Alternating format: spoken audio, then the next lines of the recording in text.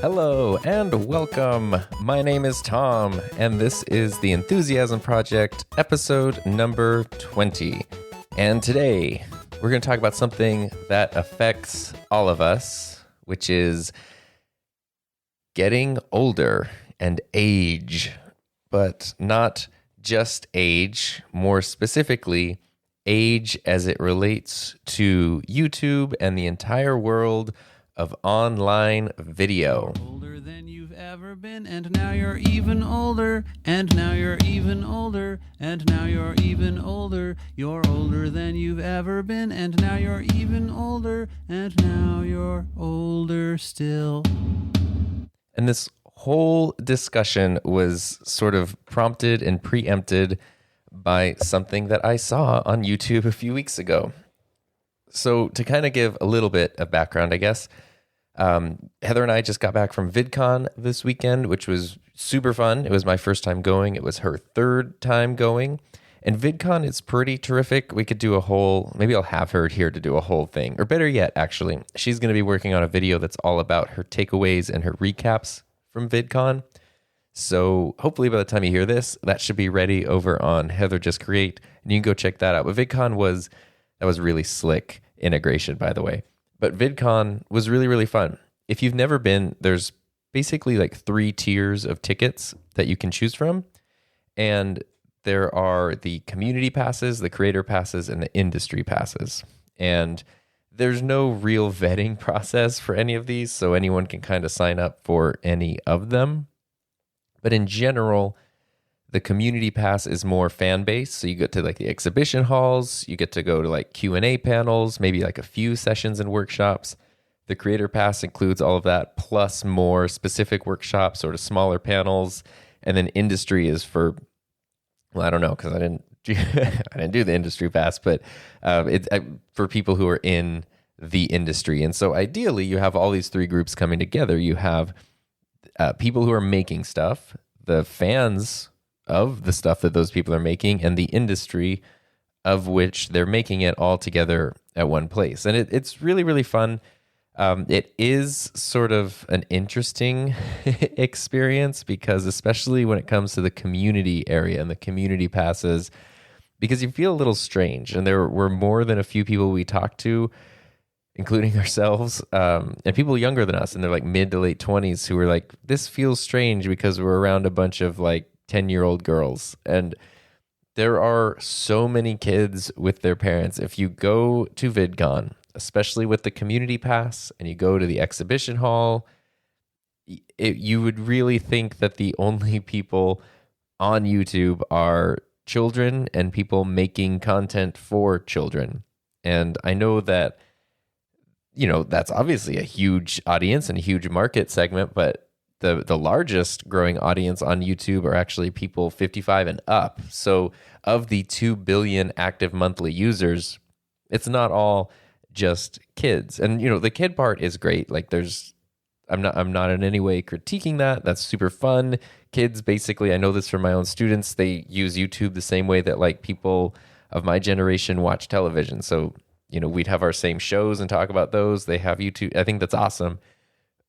But if you're going to an event where you're trying to like, hey, I want to, touch base and really talk to people who are dealing with some of the same stuff I'm dealing with in terms of like trying to create, my own content or build a channel or make videos or whatever, it can be a little distracting when there's just like high-pitched screaming taking place all the time. So that's kind of an interesting just thing that I noticed at VidCon. And then also, at some point recently, Heather and I have been talking about, we did a ShareSpark TV episode actually about this, but a lot of times she especially will work with a client and like to do coaching with a client, like digital social media coaching.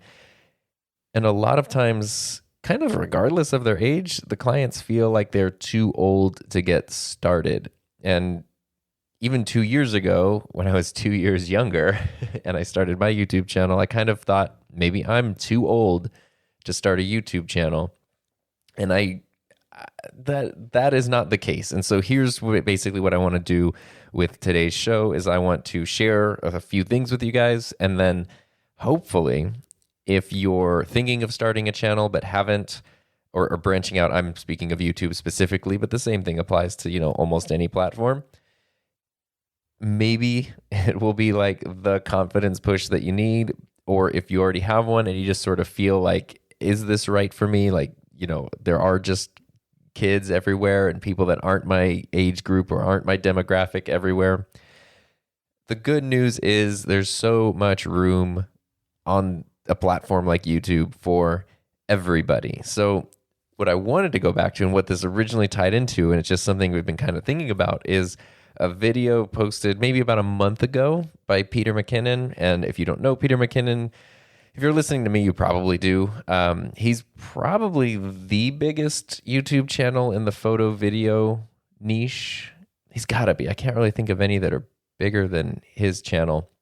He does photo, video, tutorials, techniques. Just that's kind of his realm. His stuff looks amazing. It's all very, very polished. He sort of had an interesting thing starting his YouTube channel like 3 years ago, and then he got his first 1 million subscribers in less than a year and is now close to 4 million.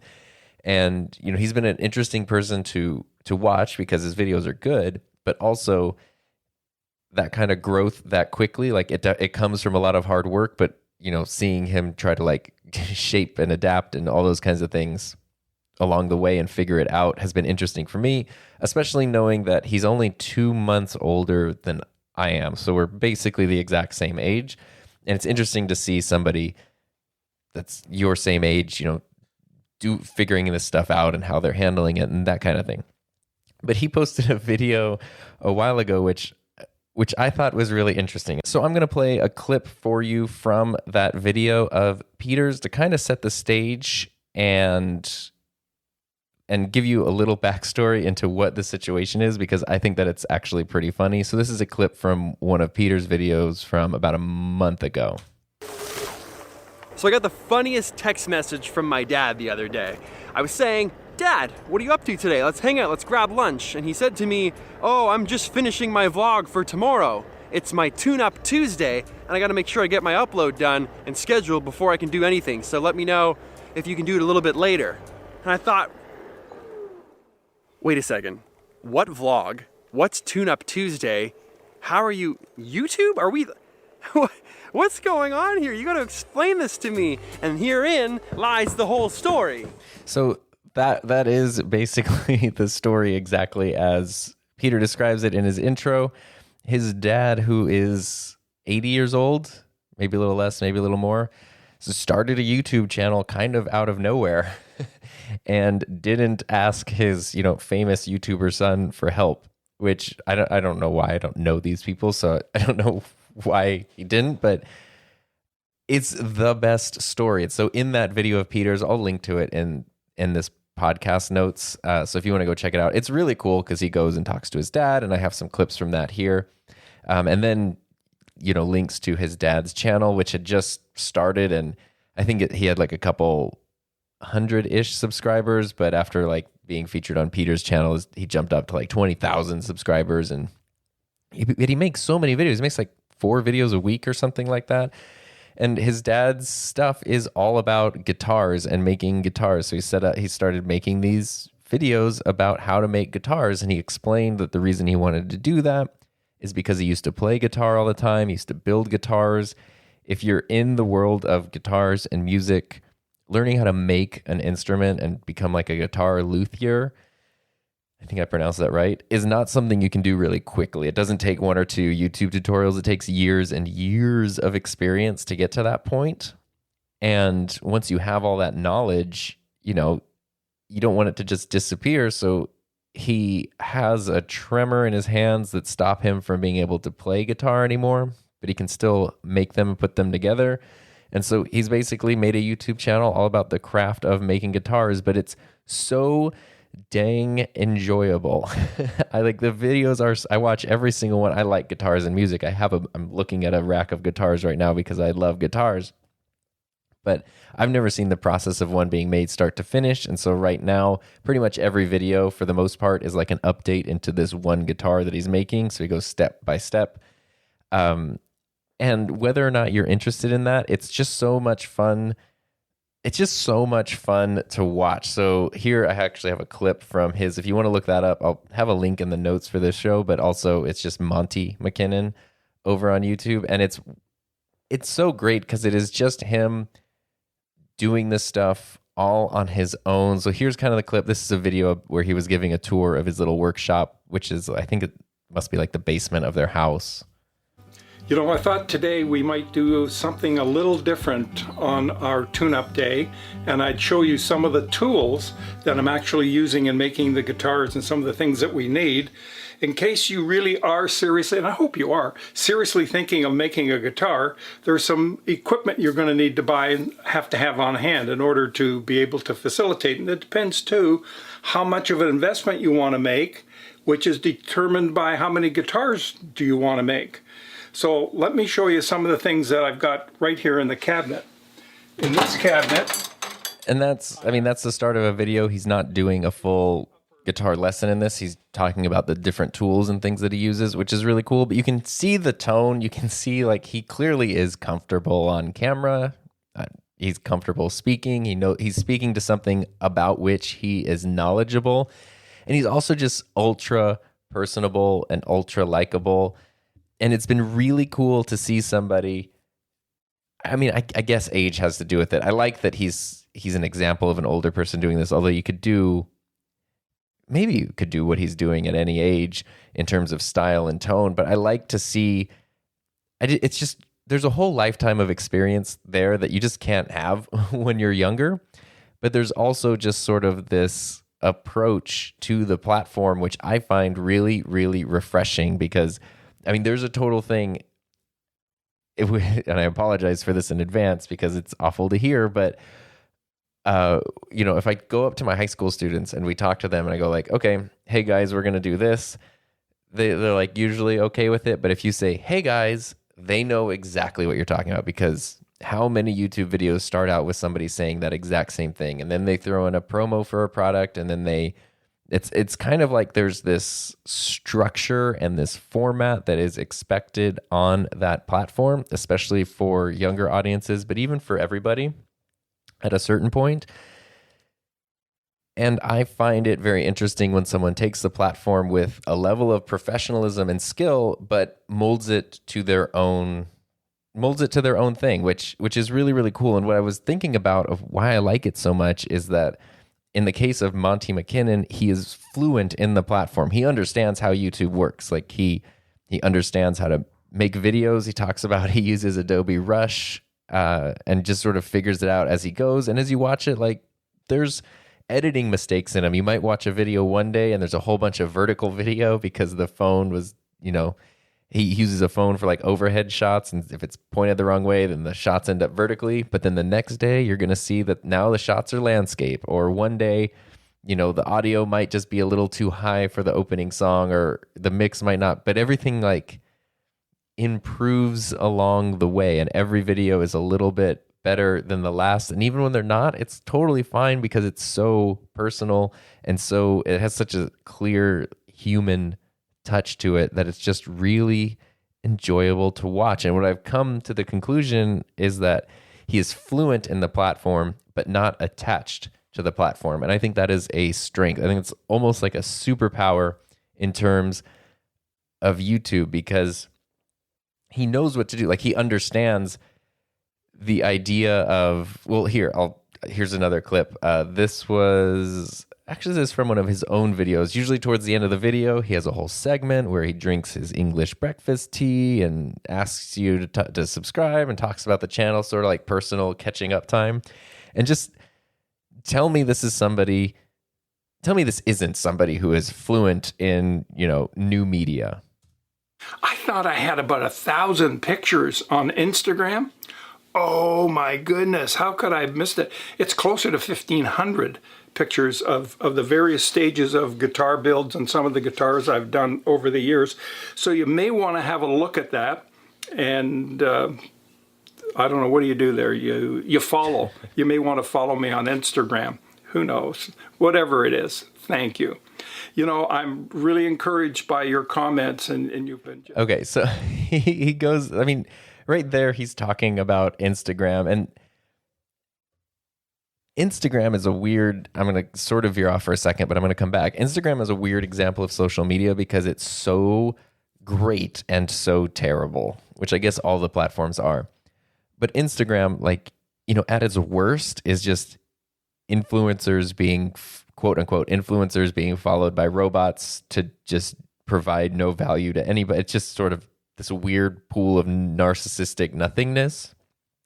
But at the same time, much like YouTube lets you share videos with anyone in the world, looking at this from the most optimistic point of view possible, Instagram lets you share photos and your perspective with the entire world. And when you have someone like this who's sharing, you know, guitar builds and guitar construction, that's a really cool use of that platform. It's not just a whole bunch of vapid nothingness. It's really interesting, really helpful stuff. And yes, you know, you make a video about a guitar, that's super cool, but maybe like I did want to see more fine detail on how you're doing the binding or how you're doing the supports and how you're cutting and gluing the wood and sanding things. And you can have all of that stuff right there to reach anybody, anytime, you know, super quick. And I think that is really, really cool. And there's no, there is no preconceived notion on his part of like, you have to do this and it must be this and I need to get this many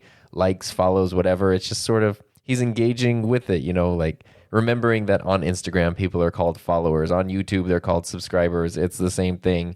You watch his videos and he always tries to remember which side of the screen to point to hit the subscribe button. And it's so much fun because it is so genuine to just watch someone who wanted to start something, pick up their camera and start it. And that's to me, one of the most inspiring things about it. And because the platform, because there's fluency, but not attachment to the platform, then it opens up all these windows and all these opportunities that aren't normally there. So for example, on YouTube, let me see if I can even find this with my phone right now.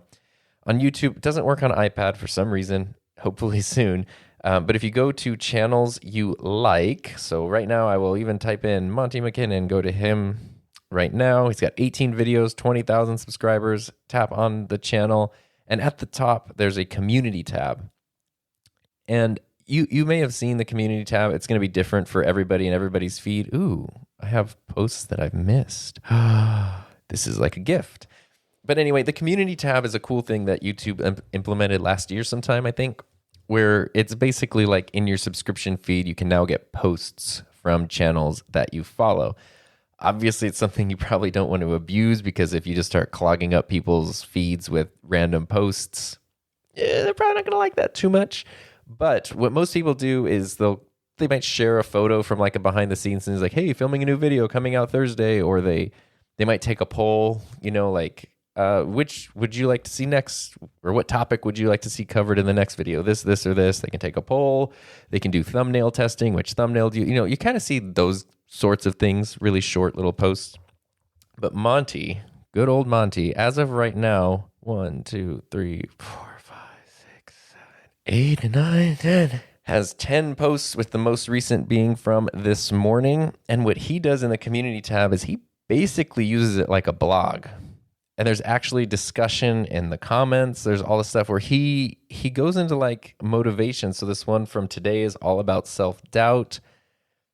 And he relates it to guitar building. Like in this one, he says, trust me, when you finally finish the body of an acoustic guitar and it's time to cut the channels for the binding and one picks up a power router, there will be a moment of self-doubt and time for caution.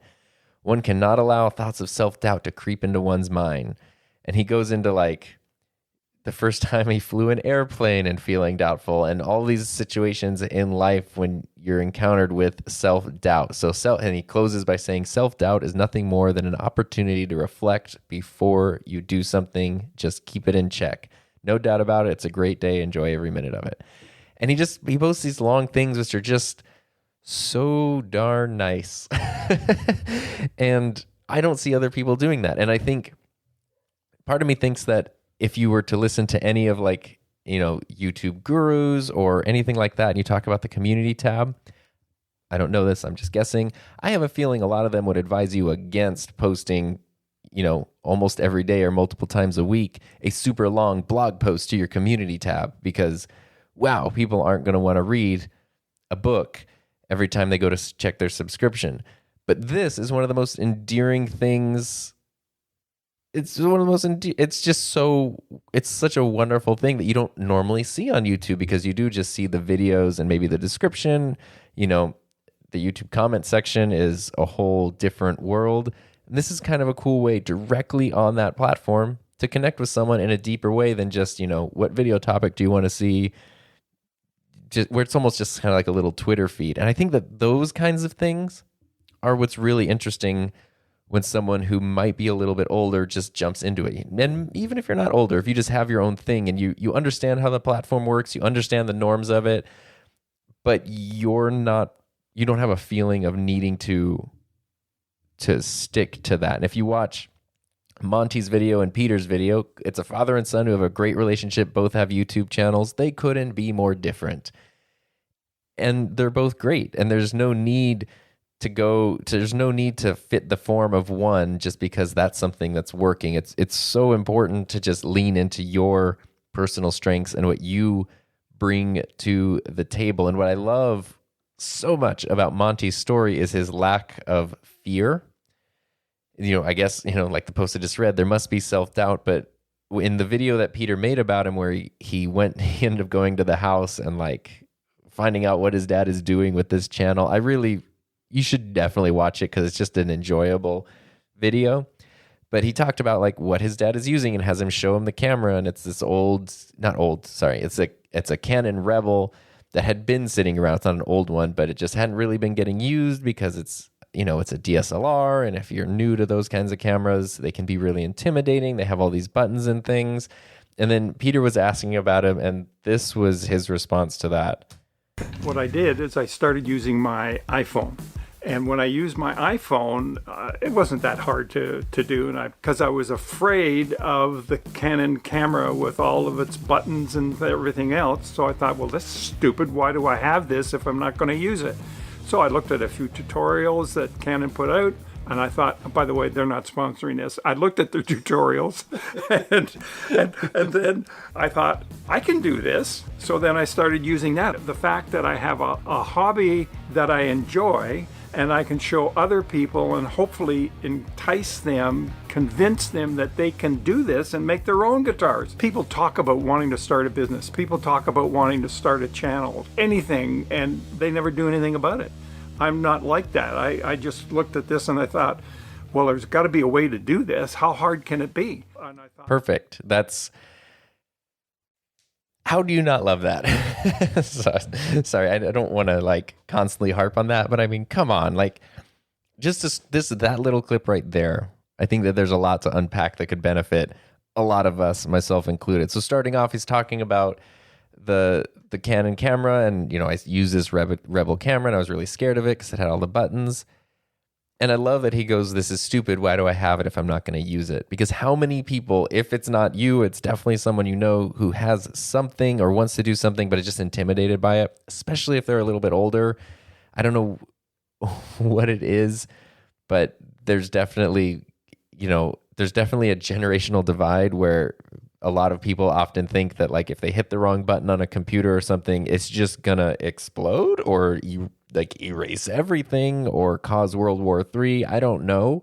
But usually that's not the case. You know, sometimes bad things can happen if you do the wrong thing, but usually nothing bad happens. And if it does, it's pretty recoverable.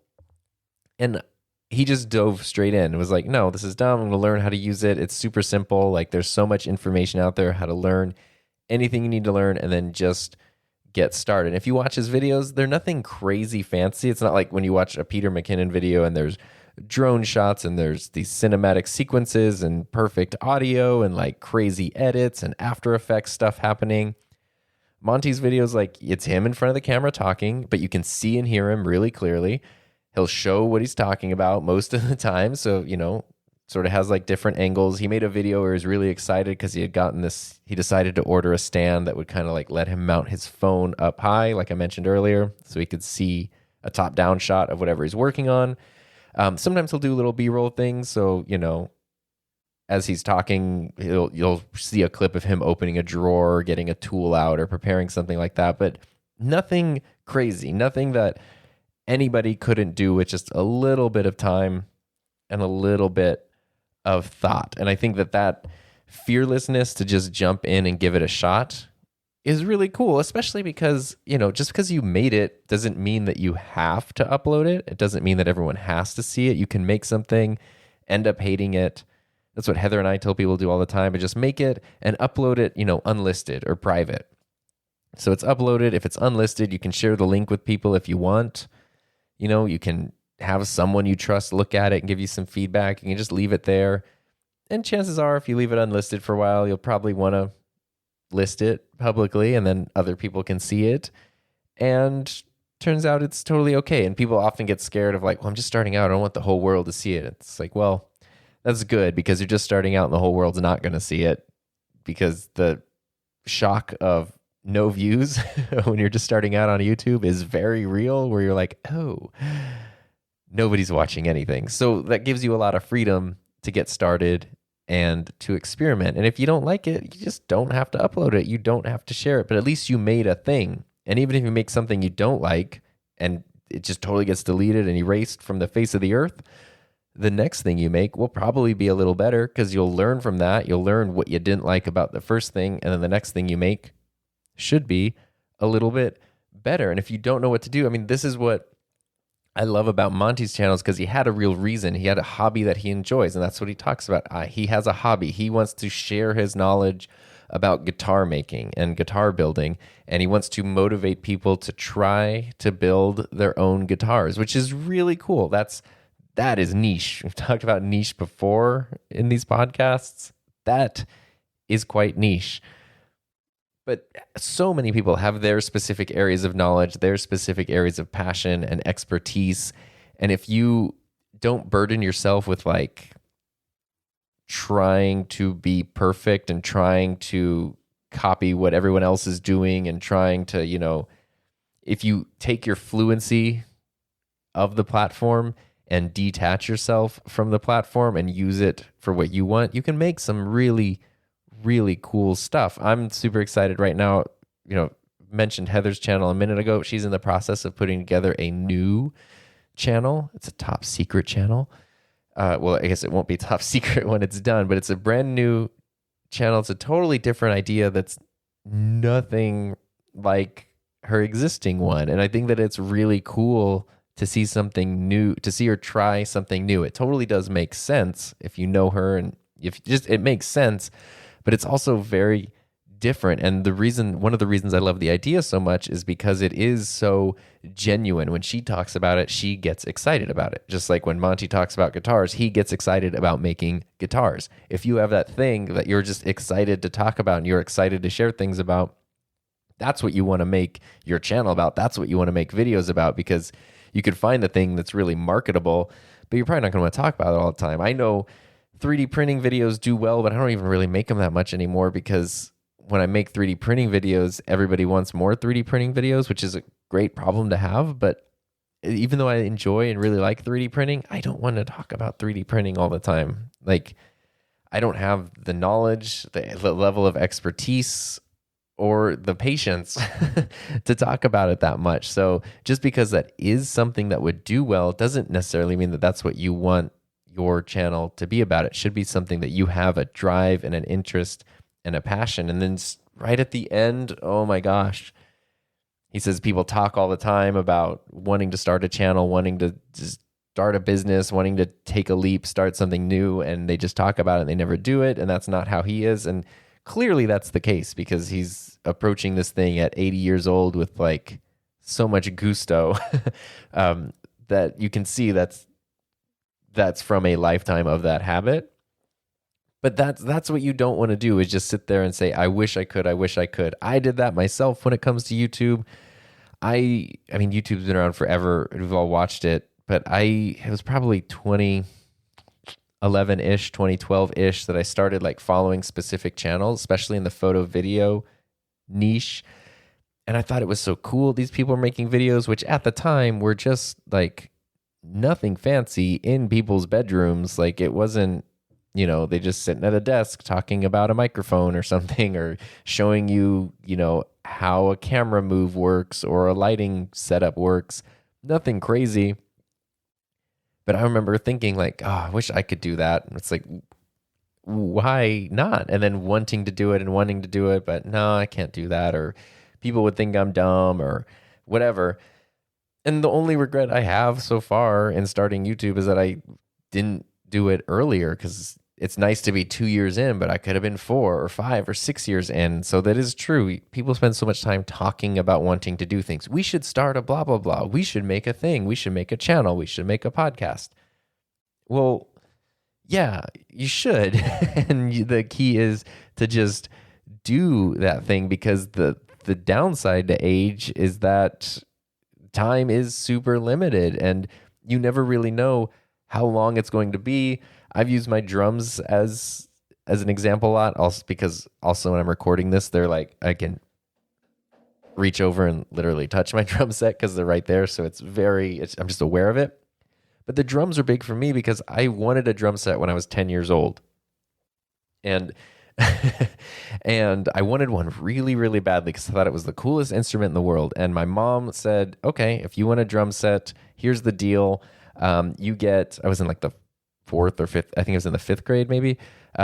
She said, if you get perfect grades at the end of the year, she would buy me a drum set, which was kind of an easy deal on my part because I got good grades. I was a good student anyway. I think I could have just been doing a little bit better than I was.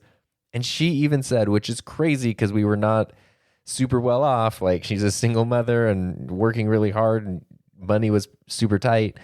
But she said, and I quote, even if I have to take out a loan, I'll buy you whatever drum set you want. Of course, at 10 years old, I didn't know anything about drum sets. So she probably would have got off pretty cheap. But if you know anything about drum sets or any instruments, oh boy, things get expensive really, really quickly.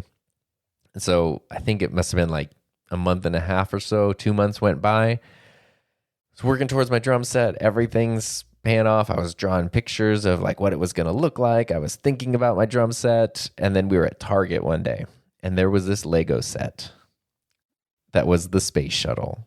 And it was super cool and it was $50. And I really wanted this super cool because I loved making Lego stop motion movies. And I love like NASA and stuff. And this was the combination of two of those things that was amazing. And I really wanted it. So of course I did what any 10-year-old does. And I begged my mom. And she of course was like, no, I'm not going to buy you a $50 Lego set for no reason. But then she pulled a move that was super smart. And she said, well, I'll let you choose.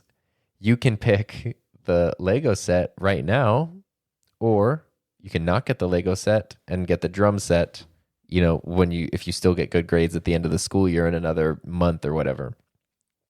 And so I got to choose delayed gratification for drum set, much bigger payoff, immediate gratification for Lego set, smaller payoff. And the choice that I made was the Lego set. And I loved it. And I had it for a long time. And I made tons of stop motion movies with it. And it was super fun. And I still always wanted a drum set. And then that was when I was 10. When I was 16, we moved into an apartment. And there was a music store nearby. There was like this little indie music shop. And they had a drum set on sale for like a Christmas sale or something. It was like $300. And I bought a drum set without asking. I had, a job at the time, so I could pay for it myself. But a drum set in an apartment doesn't work that well. And so I never really got to play it. I would kind of set it up and play it like really quietly. And that was sort of it. It was really fun, but that was kind of all I got to do with it. And then eventually I had to give it away because there was just no room for it and I couldn't use it. And then years and years went by. And finally, when I was 29 years old, and I bought my first house. Well, it's my only house. I shouldn't say my first house. It was my first house, but it's also my only house. It's this house. I was like, I'm going to be 30 years old. I still want a friggin' drum set in my own adult apartments. I had tried like electronic drum sets. This is going on long about drum sets, but it's fine. And finally, I was like, I have a house. I have extra space. I have, I'm not going to disturb anybody. Like I can legitimately realistically have a drum set. And so even though buying a house was expensive, I was like, I don't care. I'm counting the cost of a drum set just like into the cost of the house. Like, I need to buy a fridge, cool, because obviously you got to keep your food cool. I need to buy drums because I need to play the drums as well. And so I bought a drum set, and now, I mean, what? It's been like 4 years now, and it's awesome. I play that thing almost every single day. It's so much fun. But one of the big things about the drums was I thought about at 30 years old, thinking, I've been wanting a drum set since I was 10. What if I had actually gotten the drums when I was 10, and I had practiced playing them for 20 years? Can you imagine how good I would be at the drums after 20 years? And so the same thing kind of happened when I was about to turn 30, and I was like, I still want drums. Maybe in a few years it'd be smarter or whatever. Cool, then I'll be 35 or whatever, and I could get a drum set. But at that point, I could have been 5 years better at playing the drums. And the reason I like the drums as an example too is because they're so physical. It's a lot of work. You have to use all your limbs. It's a lot of work. And I realistically thought like, oh, that's something you can't play all the time. Like Monty McKinnon can't play guitar anymore because he has tremors. But guitar, someone like B.B. King played guitar well into old age. But something like the drums, you might not be able to, especially the kind of drums I like to play. You kind of, there's things that could happen, injuries, illnesses, whatever, where like physically it's just not going to be possible to do it anymore. And so I realized like, oh my gosh, if I don't do this right now, like literally it's not going to be a thing that happens anymore. And that's kind of where age comes into it, is if you want to start something at a certain point, for some things, it literally just won't be an option anymore if you wait too long. So it's so important. I mean, it's super cliche. It's like something that would be written on like a bath towel from Home Goods or whatever, but you very rarely regret the things you do. You mostly regret the things that you don't do, or at least there's a lot more regret for those things. And so I love this story of someone in his 80s or about 80 years old jumping into something like YouTube, which is stereotypically thought of as being for, younger people, sometimes much, much, much younger people, and just making it his own and being successful with that. And as people are discovering him, of course, he has a son with a platform that he can be discovered a bit more easily than the average person. But if he had just made these videos even without, getting featured on a larger channel, it's still something that people would connect with, and it's still something that would grow. And now that he was able to connect with a different audience through a larger channel, especially a younger audience, what I have seen in the comments are so many people are being drawn towards this because it's so different from what is typically on the platform. But there's so many things he's doing. There's a lot of things he's doing right. He's got a beautiful channel banner. He calls to action, the whole thing. Like, he knows what he's doing. But there are so many things where there are, if you followed what the best practices are for YouTube, they're not being done on Monty's channel. But that's why it is becoming successful, is because it is different and it is so authentic and it is so personal. And I think that is awesome. And that's what we found with Heather when she can push her clients through that hang up of like, maybe I'm too old. And it's funny because sometimes it might be someone who's 76 saying maybe I'm too old. Sometimes it's someone who's 42. Like, everybody thinks that they're too old, and and nobody is. That's the beauty of it. So once they can get pushed through, it's usually incredibly rewarding. And it's not because they get millions and millions of subscribers or whatever, but it's because they're making something, they can share something, they can explore something. They're also taking down this fear of the unknown, thinking like, oh my gosh, YouTube is terrifying. But now that I've done it, it's not super scary. It's totally fine. And that is something that I think is really powerful and really awesome. And I've been using Monty as inspiration in my own videos. Not that our videos look anything alike, but just in the way that he kind of just does his own thing. And I just sort of remind myself of that you can get good ideas from other people, but you don't have to copy just what other people are doing all the time. You kind of know what you want to do. You probably know who you want to reach, how you want to reach them. And if you have an idea for that, you should really follow your idea. But it's, it's not too late. Age really doesn't matter when it comes to a platform like YouTube. So again, I'll put all links to those videos in the notes for this podcast, and you can check them out when you have time. I really recommend it. It's super fun and enjoyable. And even if you're not into building guitars, just seeing somebody who, stereotypically people of his generation are not starting YouTube channels and are not even comfortable with that idea, but seeing someone just dive head first and then crush it so much better and then so many people who are so much younger is really inspiring and really, really motivating. And I think that anytime you can get a push for something motivating, that's good. If nothing else, go to Monty's channel and read his community posts, because they are so good and filled with so much like positivity, positive wisdom, and all of that wonderful, wonderful stuff. So with that being said, thank you so much for giving me your time to listen today.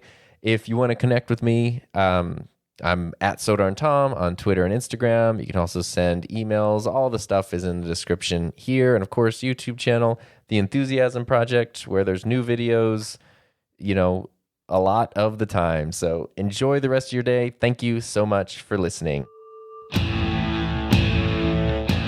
You're older than you've ever been, and now